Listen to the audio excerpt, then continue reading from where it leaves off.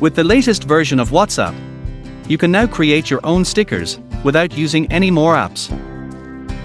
Here's the tutorial. Open one of your chats in the WhatsApp app. Then tap the emoticon menu. Tap the sticker button and tap Create to make your own sticker.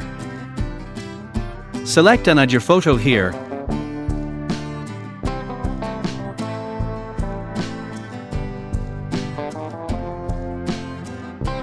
And WhatsApp will automatically remove the background.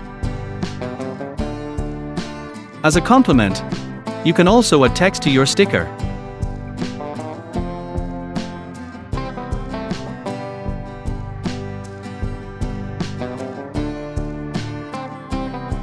Now all you have to do is adjust the position and size of each media.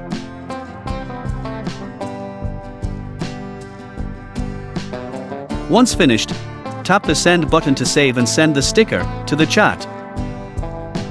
And done. Now you have successfully created your own sticker in the WhatsApp app. Hopefully this video is useful. Thank you for watching, and see you in other interesting videos.